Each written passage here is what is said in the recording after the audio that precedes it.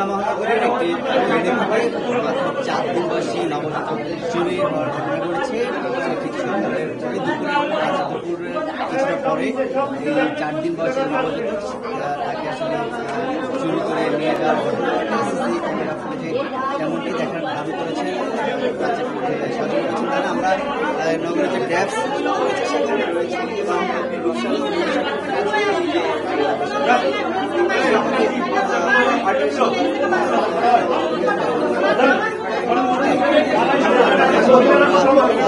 চেষ্টা করে পরে আইন শৃঙ্খলা বাহিনীর সহযোগিতায়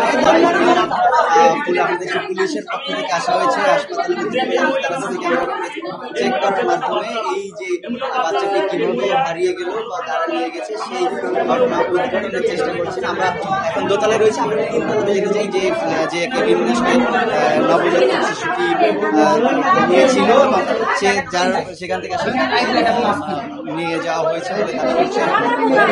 বলতে হবে যে আসলে তার যে শিশুটির যে মা রয়েছে মাও ঘুমিয়ে পড়ে এবং তাদের যে নানির পাশে ঘুমিয়ে রাখা হয়, তিনিও এক সময় কিছুটা ঘুমিয়ে পড়েন। উঠে 12:30-1টার সময় পরে উঠে হঠাৎ দেখেন যে সেখানে বাচ্চাটি নেই। আমরা তারপরে তারা আসলে কান্নাকাটি শুরু করেন এবং বিভিন্ন জায়গায় খোঁজাখুঁজি করেন, সেখানে না পেয়ে এখন পর্যন্ত সেখানে আসলে হৃদয় বিদারক অবস্থা বিরাজ করছে। আমরা যে কেবিন এই যে 304 নম্বর কেবিন এই কেবিনে ছিল, আমরা এখানে শিশুদের যে স্বজনরা রয়েছে তাদের সাথে একটু কথা বলতে চাই। সেখানে কিন্তু দেখছি যে নানি রয়েছেন যার পাশেই শুয়েছিল শিশুটি এবং সেখান থেকে শিশুটিকে নিয়ে যাওয়া হয়। তিনি কিন্তু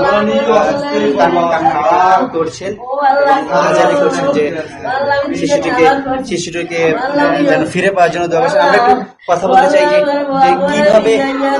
কিভাবে একটু আপনার পাশে শুয়েছিল, কখন থেকে দেখলেন না একটু বলতে? আমি একটু এই রে ঘুমের পর কয়টা বাজে বাবা আমি করতে নাতি করতে রে উপর চলে তারা দিয়ে গেছে নানি বুঝি আড়ি এই রে আমি বলছি আড্ডা দুয়ারটা দিয়া তার তুই ঘুমাই তুই কেন ঘুমাই তুই ঘুমাই দুয়ার দিয়া কাল হয় ঘুমাই মানে বুঝ তো ঘুমের পর তো ঘুমাইছে না খেয়া করতে বাদে বুঝ তো বেশি ঘুমাই না, আধা ঘন্টা ঘুমাই যাই বলে খাই উঠে কয় কি দেখি আর করলে তার এবার করলে তার দেখি না কইলে ফারদা না তুই রাতি গেছো তুই পোলা গেছো কয় যদি বুঝলি না এই তুমি ঠিক করলে ইয়ার দরজায় যাই ওর দরজায় যাই ওখানে যাই বুঝ কিছু করতে রি না বুঝছি আর সাইকেল বেটারা কয় কি হইলে যে বেটারা থায় কয় বলে কেমন তার আপনি ঘুমাই হয়েছেন আপনি ঘুমাইলেন কামবে আমি কইলে আমি করতে নিয়ে 2 রাতে ঘুমোতে রি না সেদিন আজকে 2 রাতে ঘুমাইছি আর মাই হজাক আনলে কই বলে ভাই তুই একটু হজাক থাই।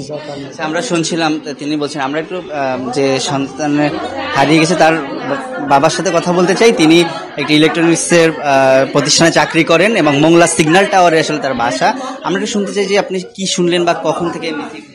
স্যার আমি মানে ডিউটিতে আমি কাজ করতে আছি, তো হঠাৎ আমার কল দিয়েছে, কল দিয়ে বলতে আছে যে কান্দিয়া যে আমার বাবুরে পাইতে আসি না, তুমি তাড়াতাড়ি চলে যাও। তারপর আমি আপনার তাড়াতাড়ি চলে আইছি, এই আমি এই শুনছি এই।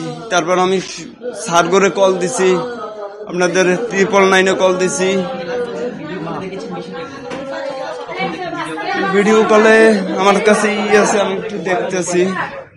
ভিডিও কলে যখন দেখছি 1 সেকেন্ড স্যার শুনছিলাম তিনি কিন্তু বলছেন যে ভিডিও কলে শেষ তিনি বাচ্চাটিকে দেখছিলেন এবং বাচ্চাটির ভিডিও কলে দেখার এক পর্যায়ে লাস্ট তিনি ভিডিও কলেই দেখেন। এর কিছু সময় পরে তাকে জানানো হয় যে খুঁজে পাওয়া যাচ্ছে না।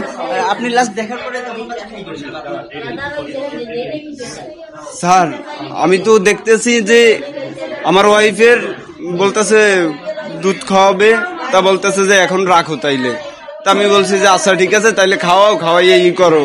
বাচ্চার আবার ওই টয়লেট হইতেছিল না, তা কইছে যে দুধ গাইলে তারপর দুধ খাওয়াই দাও, তাদের দেখো যে পেটটা ক্লিয়ার হয়নি। তারপর আবার কল দিছে, কল দিয়ে বলতেছে যে টয়লেট ক্লিয়ার হয়েছে।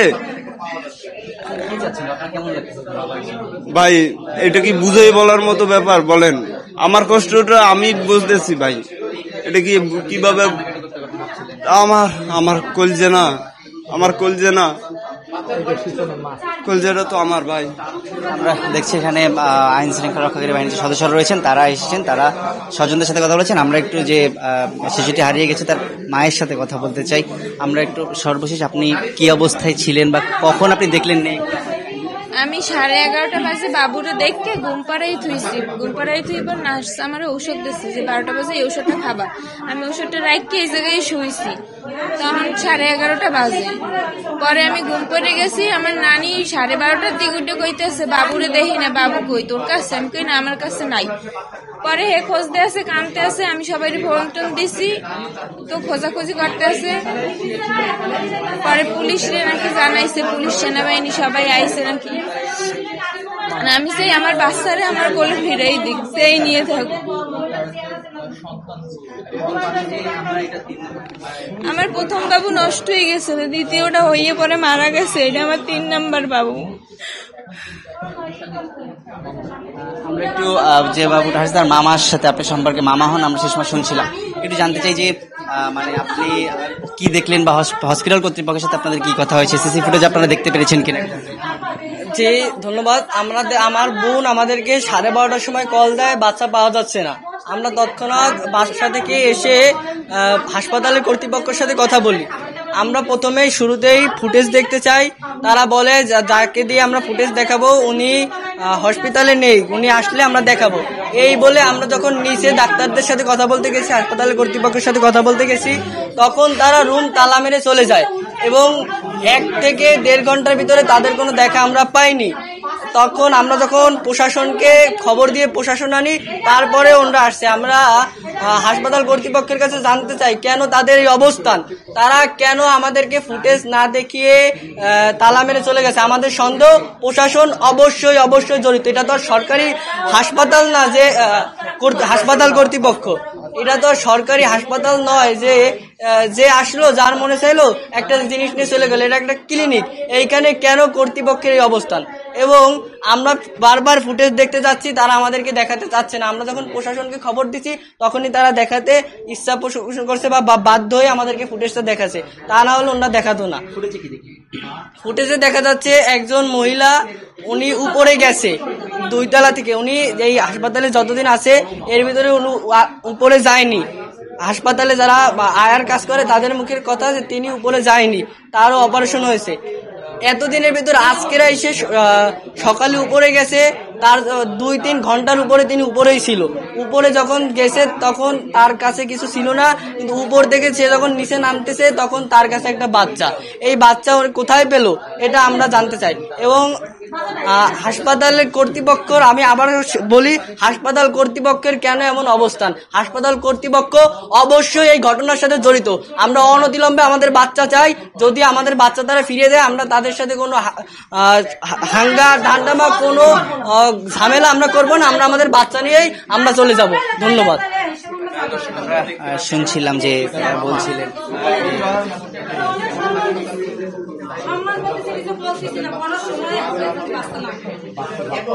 আমরা শুনছিলাম যে এখানে যে ঘটনা, তারা বলছিলেন আসলে এই যে পরিবেশ, এটি হৃদয় বিদারক পরিবেশ বলতে হবে। মানে যে বাচ্চা যার বাচ্চা হারিয়ে যায় তিনি আসলে বলেন তারা আসলে উত্তেজিত হয়ে যাচ্ছেন। তারা বলতে যাচ্ছেন যে মানে তারা নিজেদের সন্তান হারিয়ে গেলে আসলে সেই দুঃখ সাধারণ মানুষের বাইরে থেকে বোঝা আসলে সম্ভব না। তারা যে কোনো মূল্যে তাদের সন্তানকে খুঁজে। জানিয়েছে যে বাগেরহাটের মোংলা উপজেলার যে সিগন্যাল টাওয়ার, সেখানে থেকে এই দম্পতি সুজন এবং ফারজানা দম্পতি তারা এসেছিলেন এখানে গত বুধবারে। আসলে তারা তাদের যে কোনো মূল্যে তাদের বাচ্চাকে ফেরত চান। তো যে 4 দিন বয়সী শিশুটি একটি ক্লিনিক থেকে হারিয়ে যাওয়ার ঘটনা খুলনায়, এবং তার ফলে যে উদ্ভূত পরিস্থিতি, আমার কাছে এই ছিল সর্বশেষ।